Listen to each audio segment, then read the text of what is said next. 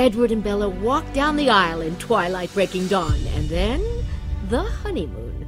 Robert Pattinson told me about getting sexy on camera with Kristen Stewart. I think the more comfortable you are with each other, the harder it gets to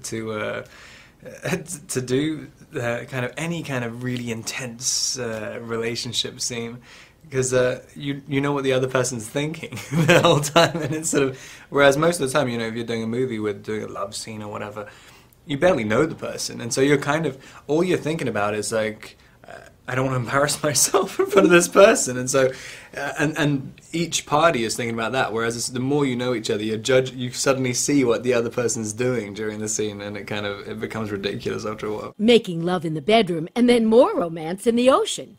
In the water was impossible. That was like, it was kind of, we misjudged the strength of the tide, and so it was absolutely one of the most difficult things I've ever had to do in my life. But it was nice. Luckily, we shot it in the Caribbean. It was the very last thing we shot, and the water was warm and stuff. But there were big waves, and we were standing on boxes tied down to the shore, and it tried to look incredibly romantic. Oh God, it was like absolutely impossible. You know, in some ways, the concept of love in this movie is very out there, very fantasy, and in other ways, with the wedding and everything, it's very traditional. Now, where do you fall on that line between being old-fashioned romantic and, you know, sort of modern-day love?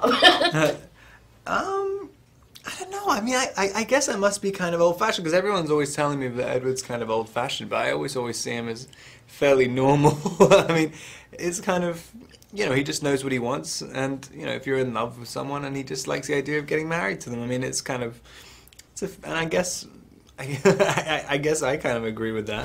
I'm starving you by the hour. I'm the one who'll lose you. You have to accept what is. You've given me no choice! He's quite modern as well. I mean, like, you know, that's what was quite interesting about the baby aspect of it, because Edward's the traditionalist, and as soon as he's the one who has the first instinct to go, like, get the baby out of you. I mean, he's like, you know, you would have expected him to be the pro-life guy.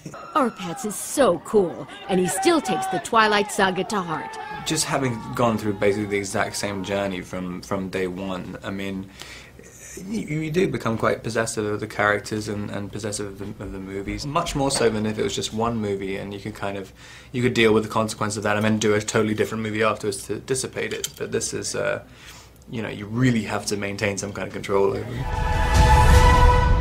With Robert Pattinson on the Hollywood scene, I'm Jeannie Wolf.